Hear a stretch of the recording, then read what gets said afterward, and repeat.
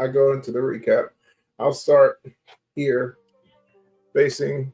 We live. All right. What's going on, family? Welcome back to the Cinema Goodness Podcast. I'm Kaheem, this JP. What's going on, JP?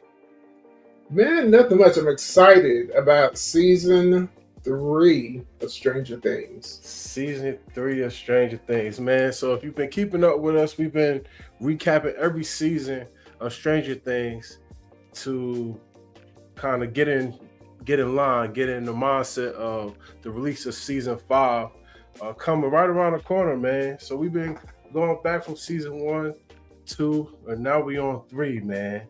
It's a countdown. It's a countdown. It's a countdown, man. A lot has happened. So ready to get into it, man. So sit back, relax, grab some popcorn. Let's get into this cinema goodness. And we're going to get started with our synopsis, as we always do. If you know you've been following us, we do a synopsis. So let's jump in.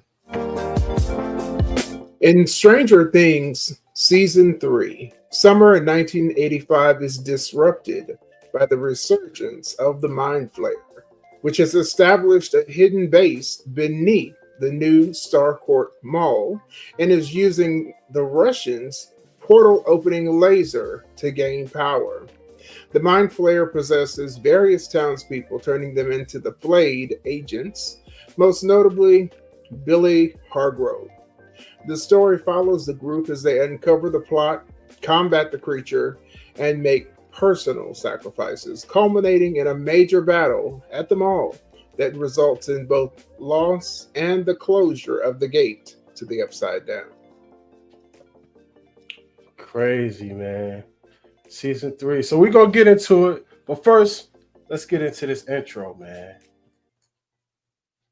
Family, this is Kaheem. And I'm JP. And this is the Cinema Goodness Podcast, where we talk movies, all things related to Hollywood, including your favorite genres and upcoming projects. Join us here for an unbiased and unfiltered discussion from our unique perspective. So sit back, relax, grab some popcorn. Let's get into the Cinema Goodness. Yes, sir, man. Back again, man. We live, bro. This is our third time. Man, I'm feeling good about it. Me too. It's exciting. Yeah, man, for sure. So the Mind Flayer is back, hijacking humans, melting rats, and forming the world's grossest flesh monster, all while the Russians open portals under the mall. Eleven's learning friendship, Hopper's losing patience, and Joyce is losing magnets. And her mind, apparently. And her mind. Yeah, for sure, man. Man, let me tell you, this season made me think about the Blob because that's what he did. It's kind of similar. It's kind of a similar monster because it absorbs people, everybody that it gets. So I was feeling that aspect of it because it's a callback. A lot of Stranger Things is a callback to nostalgia, and that's one of those old horror movies. Yeah, man, definitely got the Blob. Now that you say that, it definitely rings a bell. But we open the episode 1, Susie, Do You Copy? A Soviet lab trying to open a dimensional rift because nothing says Cold War like accidentally summoning demons from another dimension. So they closed it in season 2, right? They went through all of this, Bob dying, all of this stuff. And now the Russians trying to open up the gate again, bro. And not just one time, many times they have attempted to open the gate. And come to find out that the best place to do it is, of course, in Hawkins, Indiana, where our protagonists all live. Crazy, man. Russian science. So the coldest part was when they was trying to open up the gate. And they failed the first time. Well, the time that we saw they failed, and I guess the guy was in charge, killed one guy and left the other one alive and said, "You got 1 year." Exactly. One of the key people you killed, I need their help, and now you talking about I got to try to figure it out. Well, when you're dealing in the world of government secret top secret, evil projects. Hey, that's the roll of the dice. You might survive it. You might become rich. You might get killed and disappear. You never know. So Russian scientists experiment with a portal to the upside down. A year later, a new mind flare starts taking over rats at an abandoned still site. You see all these rats going into this still site and exploding, which was crazy. Mike and And 11. Oh, go ahead. and absolutely disgusting. Let me add Oh that. yeah, The rats turn into goo. There's a movie where this guy was controlling a lot of rats, and I felt that in there too. hmm That's another horror movie. I can't think of the name of it, but yeah, that they definitely are leaning into the horror here. yeah, for sure, man. Like the the thing that I appreciated the most about this season was the sound effects. How they made everything Okay. sound so nasty and so squishy and wet. Like it was just made my skin Yeah, crawl. They did a great job with that. yeah. And then the funny thing is, if you watch with the captions on, the way it describes all of those movies is hilarious because it's Yeah, like a squelch, and I'm like, yeah, because it's trying to describe all these gross sounds that you're hearing. So nasty, it's nasty. funny, and it actually adds some insight as well as you watch it. Yeah, man. They did a good job with that, man. Oh yeah, yeah, yeah. So the kids are growing up. Mike and Eleven's romance has Hopper ready to explode. Joyce gives him parental advice that's 90% awkward, 10% therapy session. Meanwhile, Will feels left behind. Like everybody's growing up, man, and getting girlfriends and leaving Will. See, the thing with this, man, is Will went through so much early on in the show, and now that he's trying to get his life back, his friends are kind of like moving on, like without him. Like it's crazy how they putting this boy through all of this. You know what I'm saying? It's like, man, sad. Yeah, I mean, goodness, this whole season, the show is it's a coming of age, Right. show. So that's a big part of the whole thing. But I would say of the four existing seasons, the coming of age is most felt in season three because all of their relationships are changing. Mhm. Will absolutely feels, left behind, but also kind of betrayed a little bit because they had this such a close bond. And Dustin went off to science camp, so he's Yeah. been gone. Nobody even knows where he is. He's out of the state. And then Mike and Lucas are so girl obsessed. That's Mhm. really all they can think about. They're not trying to play D&D anymore. They're being terrible friends. When I was watching, I said, "Man, y'all are being really bad friends to Yeah. Will." And they don't It even know it. was That's the sad part. They just, living their life and letting life do what it does. And Will is just like, what about me? Damn. You know what? I'm not gonna let him off the hook though, because I mean, all of the stuff that you've been through, literally, you know, life-threatening, horrible, paranormal, all of this stuff, all of Yeah. these experiences, y'all have fought demons off together, and then y'all just blow off your friend, won't even take a moment to play a game with him. It's terrible, Terrible man. friends. Terrible Terrible. friends. Yeah. They knew what they were doing. Yeah. Yeah. So new mysteries arise. Joyce notices her Yeah. fridge magnets have lost magnetism. Hmm. Dustin builds his cerebral radio, intercepts a Russian transmission. That was cold. That was a cold Yeah. scene. Enter the Now, mob. Oh, go ahead. real quick, let me say something about Joyce. I Mm-hmm. love Joyce's character Mm-hmm. because if you've been through all this crazy crap, when weird stuff starts happening, your interest needs to peak up. The Right. And hairs she's on it. need to stand up. Mm-hmm. Could this be the evil thing that we've been fighting for 2 years, or am I just supposed to ignore it? Right. I really hate. Now, this is a critique I have of this season.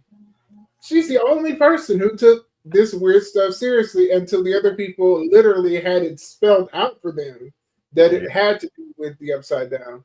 And I'm like, y'all have been through too much to be acting like this. I didn't like the way they did that because each different group, and this is something we've seen through the whole show, they all have their little team ups. Mm-hmm. Nancy and Jonathan, y'all are investigating something that is totally super weird, and you're not making a connection.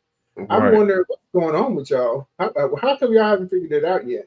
Yeah. And so I'm glad to see that the Joyce character is doing what to me is common sense. Right. Yeah. So one thing that you mentioned is like Joyce's instincts. That's something that they do well with kind of Joyce and Nancy. Like they both have an instinct like something's not right, and they the ones that's kind of like pushing, even with the whole rat thing. And Nancy was trying to tell Jonathan something's not right here. Jonathan more so focused on his job. You know what I'm saying? Nancy's like, yo, this is something kind of crazy going on. Nobody really want to pay her any attention. So that's something that those two characters got. And I kind of appreciate that about them. Absolutely. So as we leading up to this, Billy Hargrove has an appointment with Nancy's and Will's mother, right? Has an appointment, right? We're just gonna say an appointment. And on the way to the He appointment, has a special appointment. yeah, This is. I mean, it's a type of call, yeah. He It's a accepted type the of call, call. and she, you know what? She was really strongly contemplating accepting that call too. Yeah, for sure. It was a call. It was definitely a call. Oh man. So on the way to the appointment, Billy gets pulled into the steel mill, starting his possession arc. It's crazy, man. Getting in it deep. So, all right, got a question for you here. Okay. If you was living in Hawkins this summer, who would you be? Billy on lifeguard duty, Steve slinging codes at Scoops Ahoy, or Dustin hacking Russian codes at home?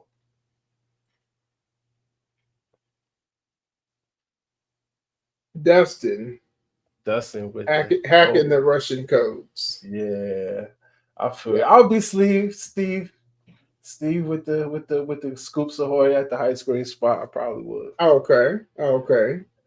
Yeah, I don't think I have enough trauma to be Billy Hargrove. No, I really feel like he was picked because of how much trauma he has. yeah, for sure.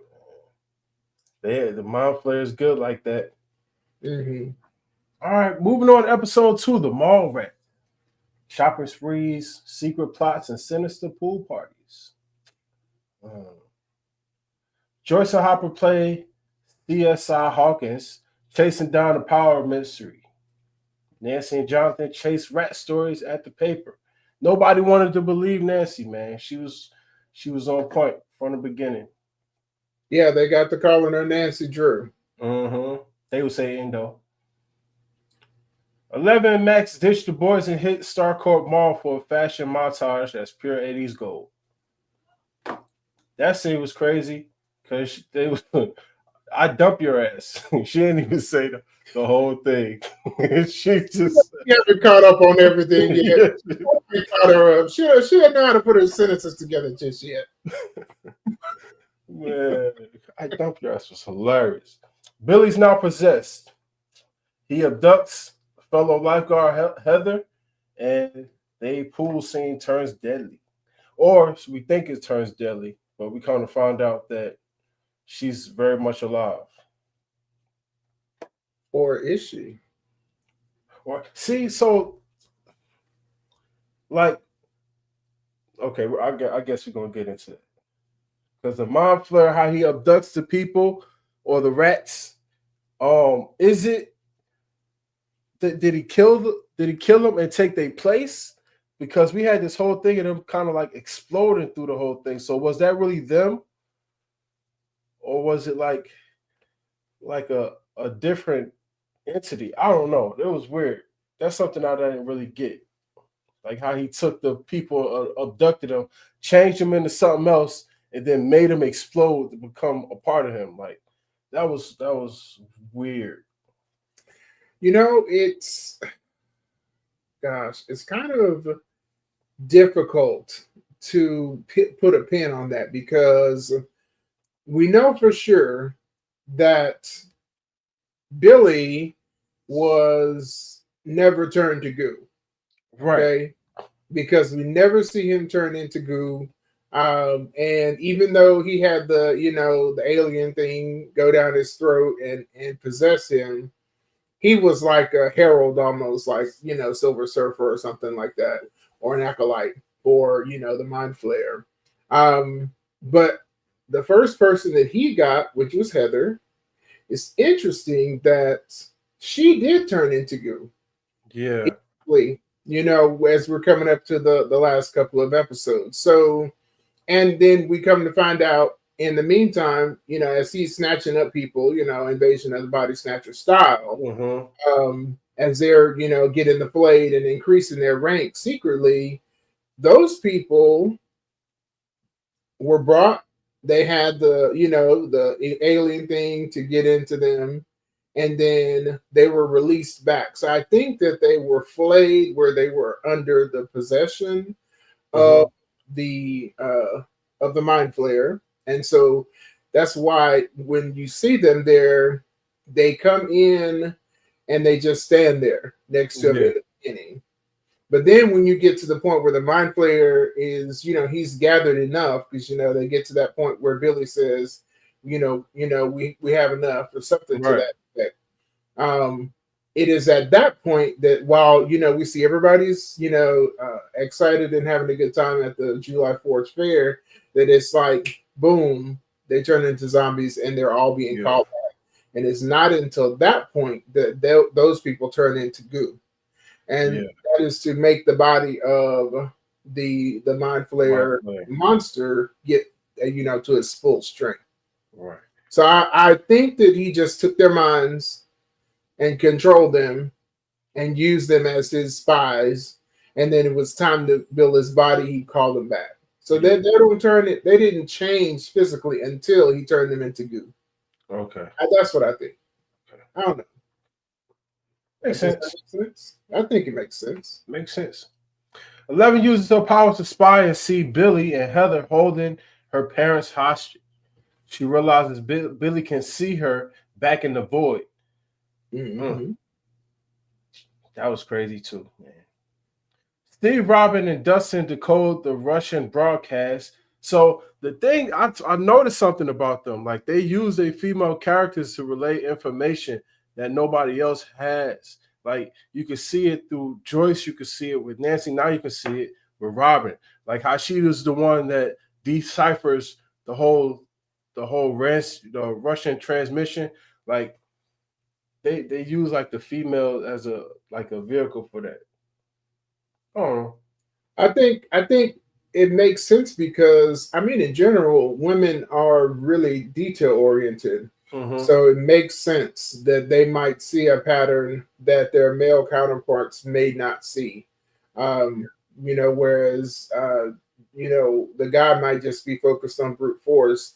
She's noticing all those little details. And that's true for all the groups because Joyce is noticing things Hopper is not taken seriously. Nancy is noticing things that Jonathan is not taking seriously, and so on and so forth. So I think that makes a lot of sense, and it's true again with Robin and Steve too. I think that makes a lot of sense. So she kind of decodes the Russian broadcast. It's tied to the mall deliveries. She ends up coming up with that conclusion. Real dope, man.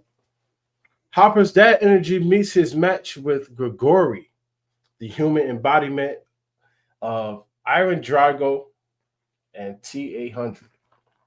Absolutely. Yeah, man. He was very overpowered.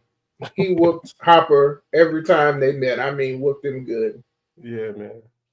Up until the very end. And hey, if you fight somebody 2 or 3 times, by the third time, you ought to be learning something. Right? You ought to be able to get a little bit of an upper hand. So by that last fight, it made sense. Hopper overcame when he needed to, when it was most important to. Episode 4, the sauna test. Turn up the heat, literally. The flavor revealed the gang figures out that the mind flayer is controlling people. They trap Billy in the sauna and drive it out. It works until it doesn't. That was a dope action scene, man. In the sauna room, and 11 picked up that weight and kind of like moved, and he kind of choked her. That was a cold scene. I really like that scene.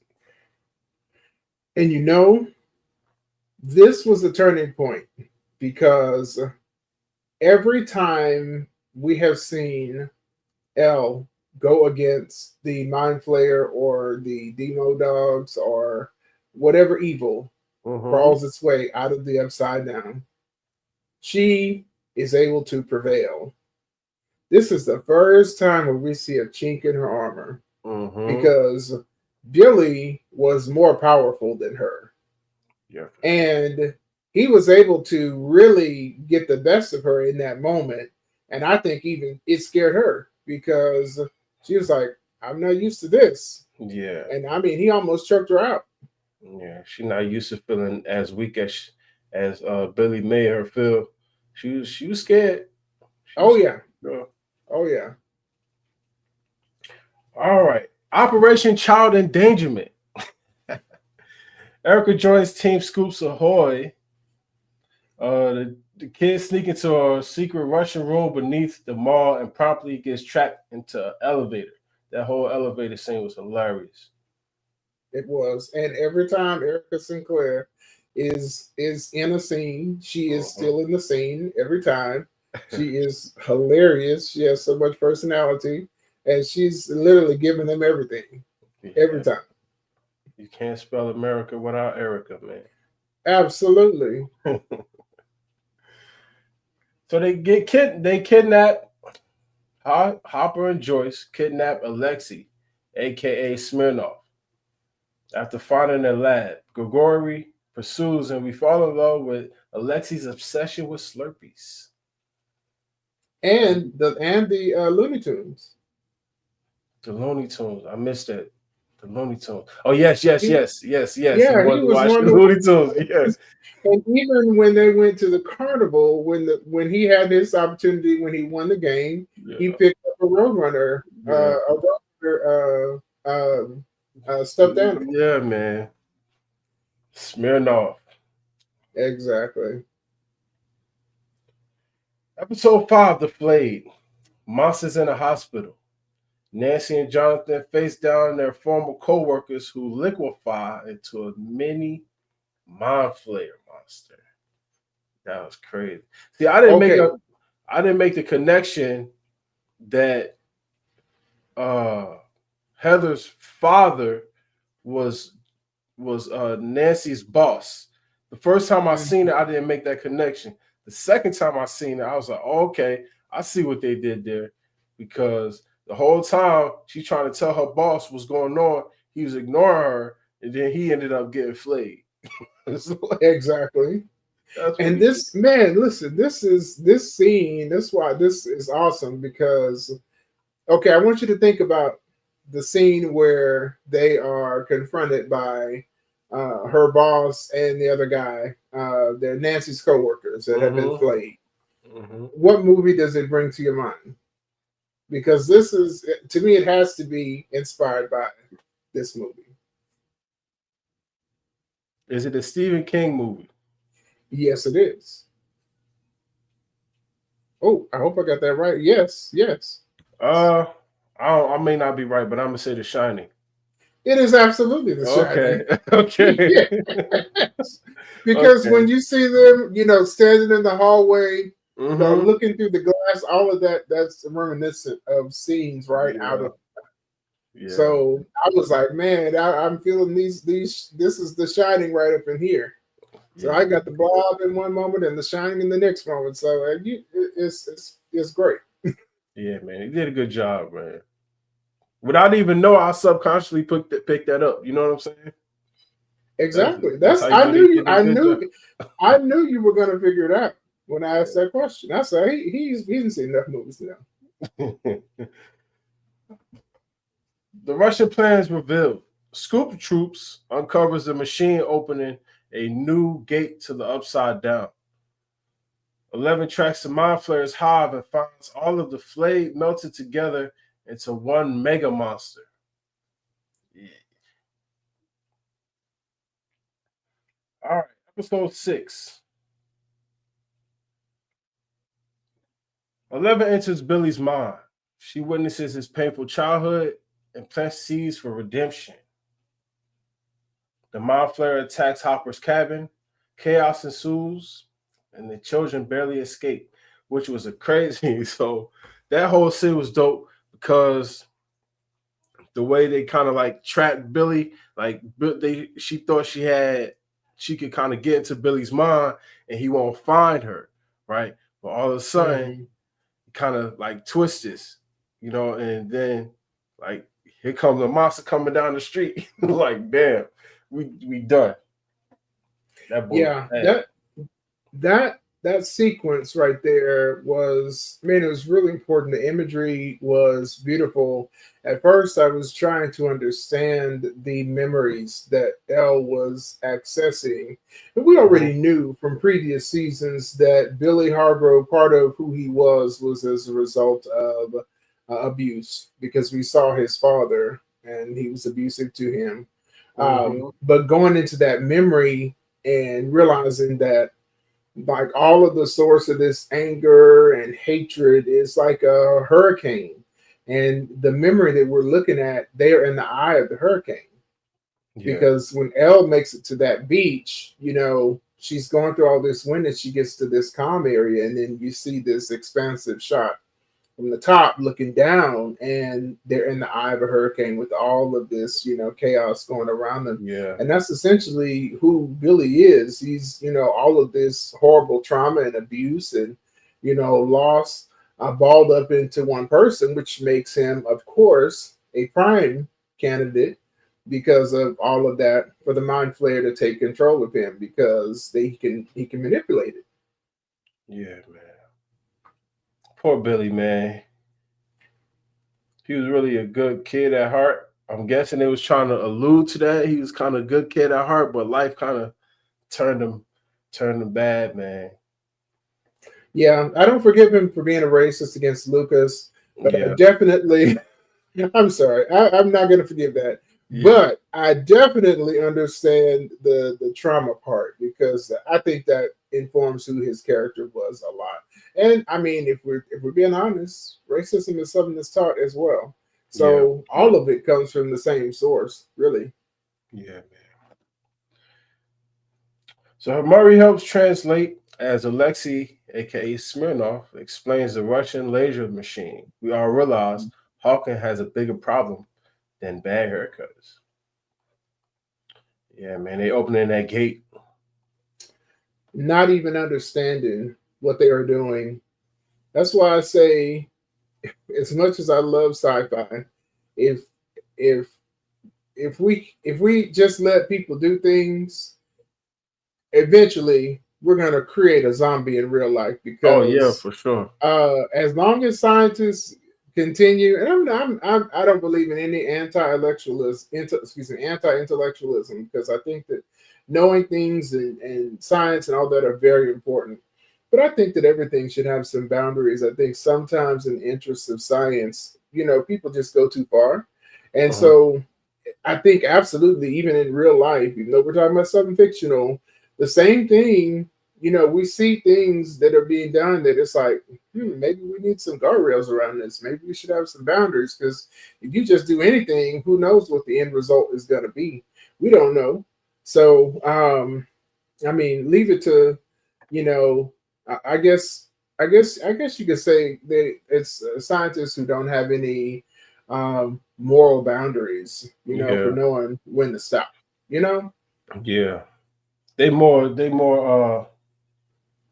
inclined to chase the pursuit, no matter the consequences. You know what I'm saying? Like, they just want the knowledge or to get the final frontier, and they don't care who they hurt. And I'm like, bro, y'all gotta chill, because that zombie apocalypse is right around the corner. There's already something that's in the natural world. There are organisms that can take over ants and make them do their bidding and, create the perfect environment for them to be able to reproduce for the parasite. Definitely, if it's something that exists in the natural world, and if science keeps on messing around with it, we gonna create one in real life. I just hope they're the slow kind, because if it's zombies, we're all gonna die. World War Z. We all die. World War Z. Episode 7, The Bite. The mind flayer attacks. 11 is bitten and infected during the cabin attack. Yeah. The carnival turns tragic when Alexei is shot by Grigory right after he finally gets to enjoy the fair. He won that stuffy and died. See, but that's what they get, though. Hopper told them, don't get out the car. Stay put. Thank you. Being hard-headed. Yeah, hard-headed as hell. Like, bro, y'all trying to play. It's life and death situation, and y'all trying to get hot dogs and cotton candy, bro. Wow. And you would think that Maury Bauman would know this, because his whole identity is, understanding about, how rogue governments do things and conspiracy theories. And you don't understand the situation. I don't know.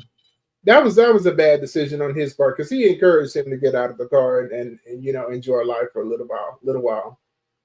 Yeah, man. Well, that was a sad moment too when he was killed. Lost your life because of that. For a corn dog. Crazy. Drugged and emotional, Robin comes out to Steve. A rare and tender moment made chaos. I thought Steve was gonna get a girl, man. I forgot about that scene. I forgot about her coming out. I thought that they was gonna be like, because they had the little handhold moment, earlier in the show. I thought that was the little window, but Steve came up. When I tell you they set us up and knocked us down, yeah, man. I see what you're doing, directors and writers.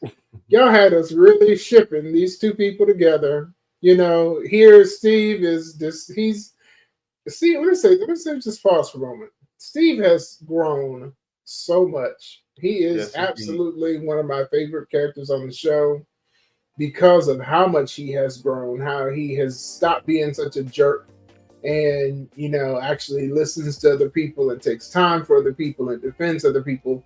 So his growth in the show is humongous. So I have to give him his props for that growth in that character.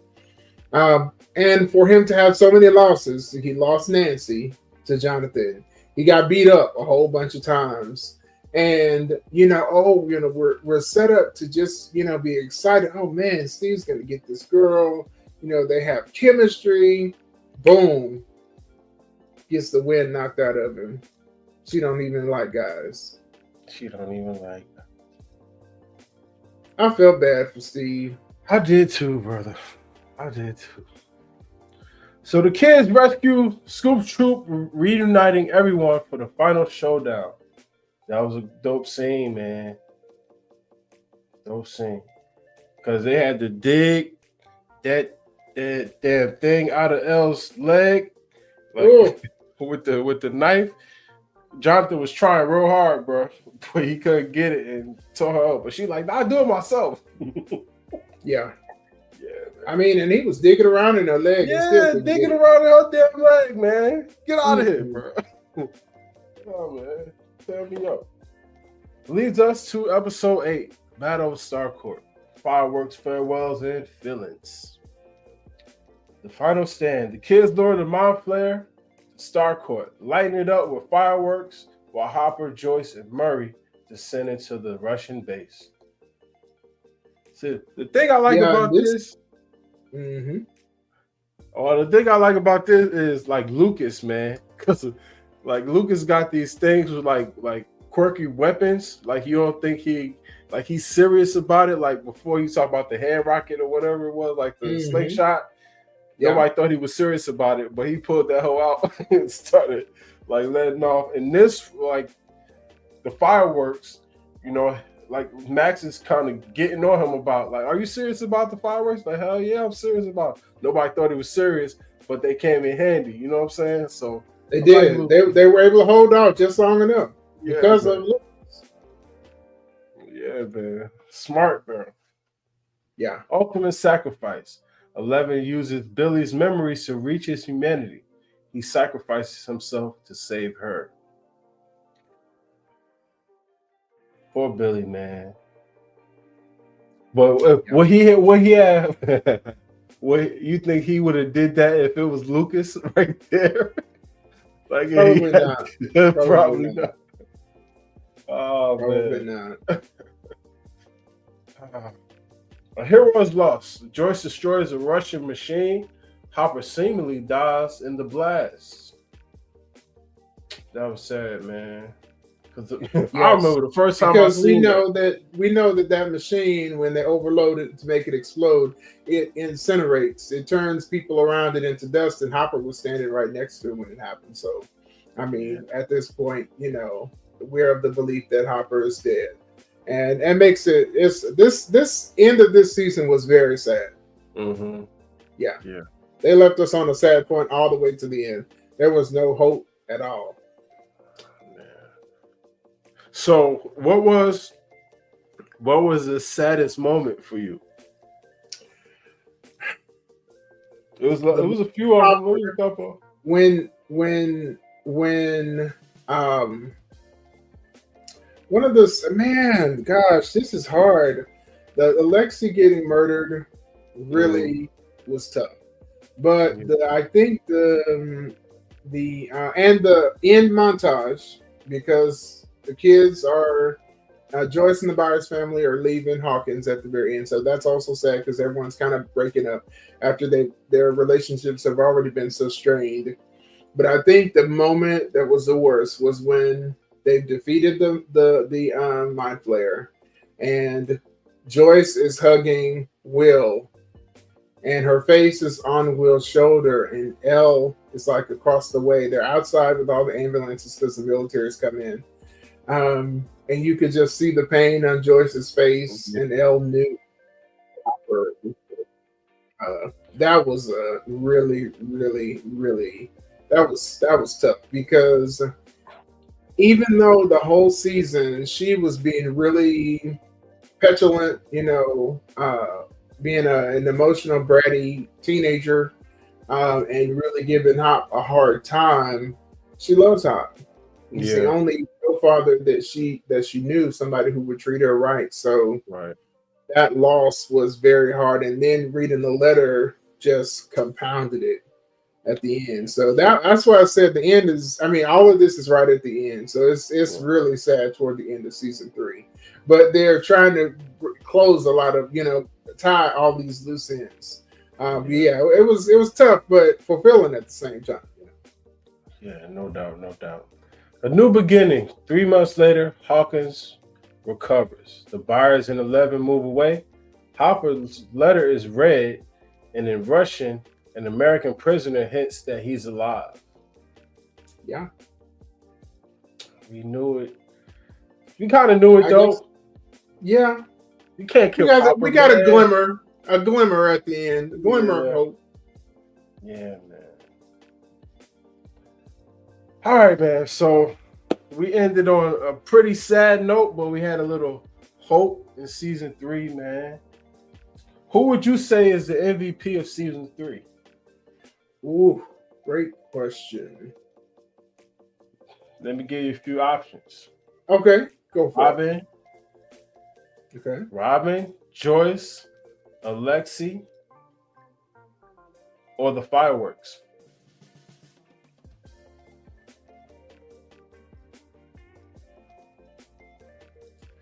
I'm gonna say Joyce. Okay. I'm gonna say Joyce. And I'm saying Joyce because when she saw something weird, she followed her intuition. And I appreciate that, because to me, if I had gone through all the hell that they've gone through, knowing what they have seen, anything weird, I'm calling a meeting. We're getting on the text chain. These monsters are back. Okay. Yeah. So she's the MVP for me. What about you? Yeah. I would say the fireworks, man. I gotta go with the fireworks because if those fireworks wouldn't have came through, Lucas didn't come through with the fireworks, then everybody would have been dead. That split second of them fireworks hitting that mind flare, I think gave them enough time to actually get their life together, man. Because without it, everybody would have been dead. I agree. Most definitely.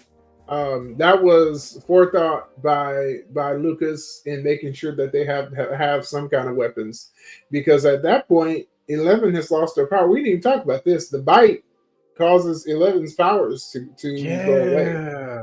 So at the end, whereas they would be depending upon 11, she was not able to fight.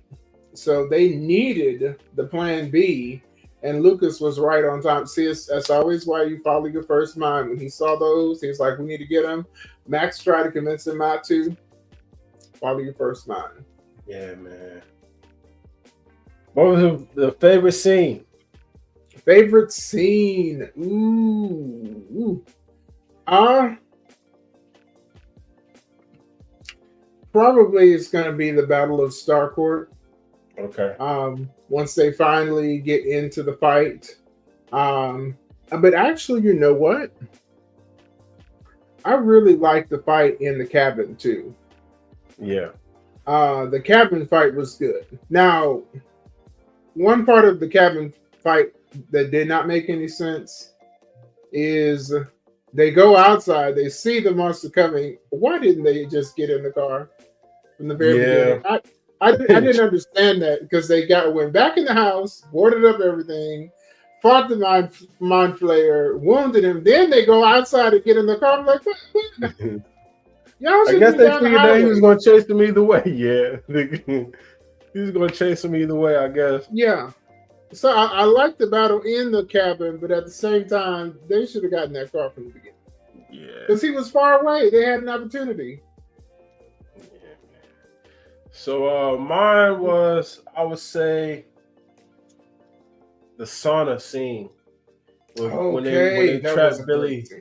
When they trapped Billy and he broke out of that thing, man, I was like, damn. Yeah, buddy. Because that, you know what the best part about that scene is? 11 is not always the be-all answer for everything. Yeah. We're coming to find out that the mind flayer is actually more powerful than her, especially because Billy was a strong guy already. Yeah. Mm-hmm. So you add to him the supernatural powers of the mind flayer, and it ended up being a more formidable villain, against Elle. And that was the first time we saw her, getting beat up a little bit. Yeah, man. Now let me ask you this. Okay. Did you ask me who my favorite character was? Who was your least favorite character this season?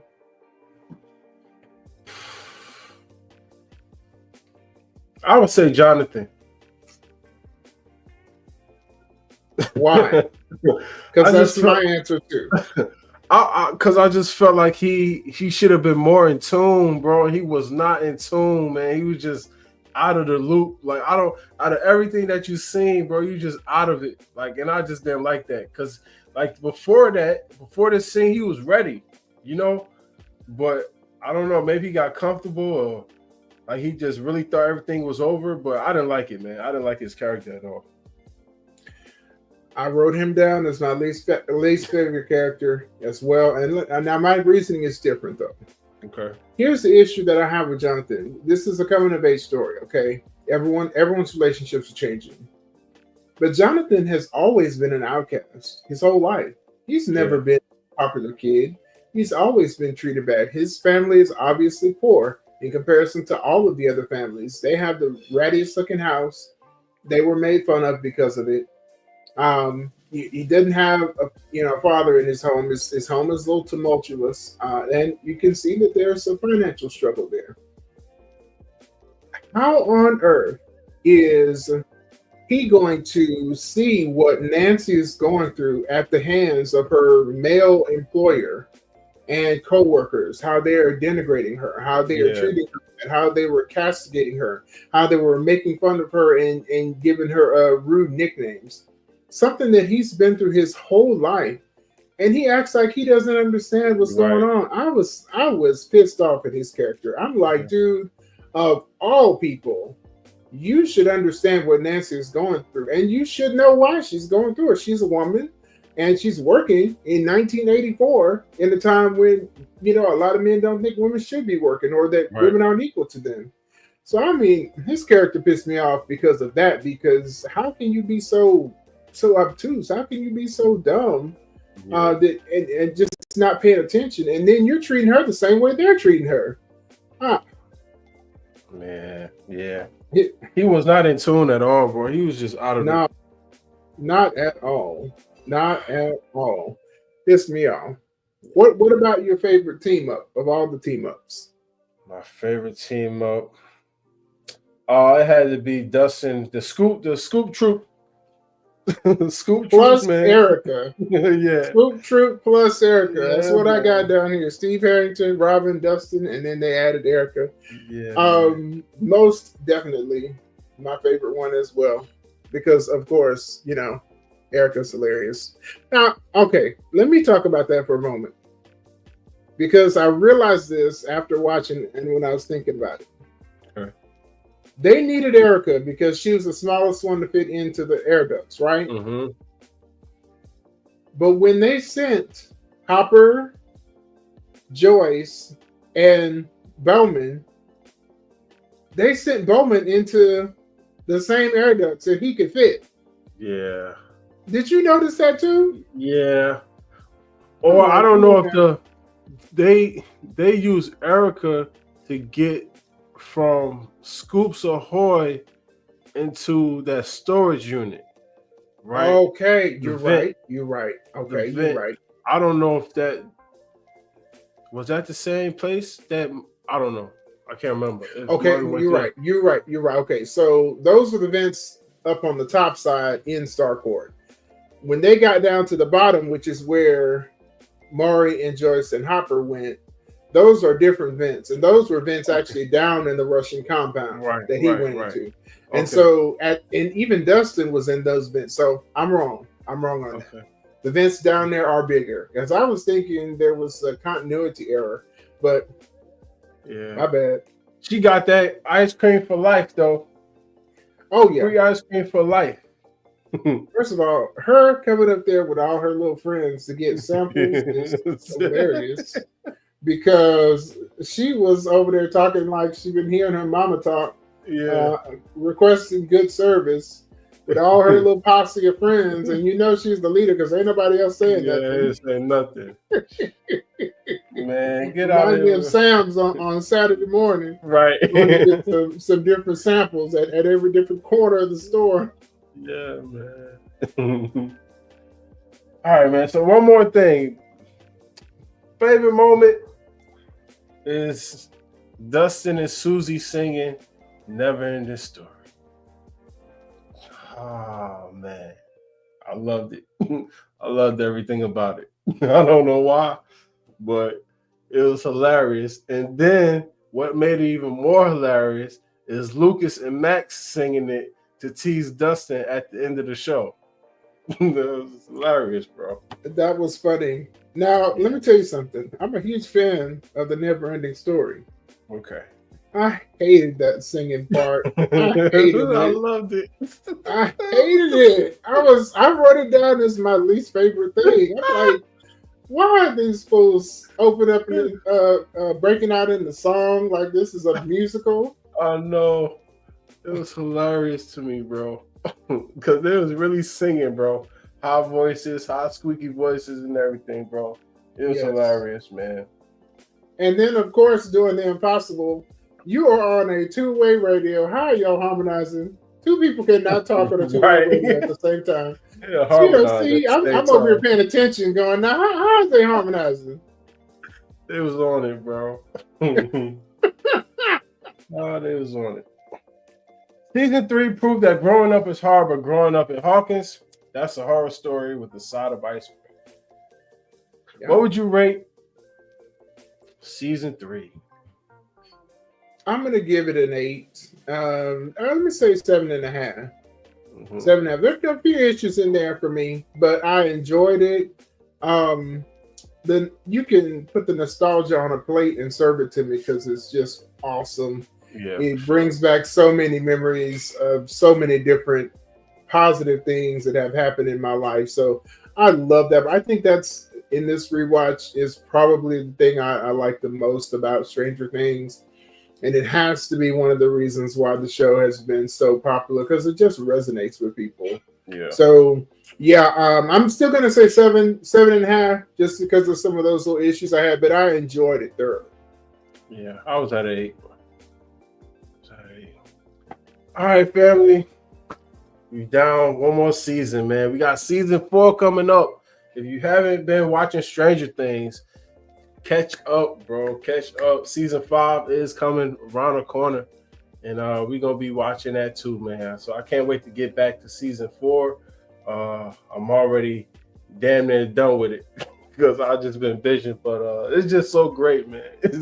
It's great, bro. It's like an M&M or a bag of chips, bro. You get one, you gotta eat them all, man. Just one. See, I've been doing because I want to keep all my facts straight. I stopped myself. So I had the first episode of season 4 queued up, but I said I'm not gonna watch it because I don't want to mix anything up. But and then I enjoyed the season. I really did, and I love the coming of age part of it. I think that's so important. And we saw every relationship change. I love Bowman doing his thing with Hop and Joyce. Yeah, that was a great callback to what he did for Jonathan and Nancy. Yeah. He's a great character, man. Murray's a great character, man. He is. All right, man. Season 4 next week, man. Y'all tune in. Thank y'all for watching. If y'all got anything that y'all want to add to the episode, put it in the comments. We'll be sure to check it out. Anything else, JP? No, please get in the comments. We'd love to hear what y'all think. Yes, sir. Yes, sir. You have a light that is out of this world. Let it shine and be the richness that this world deserves. Much love, family. Being rich. Peace.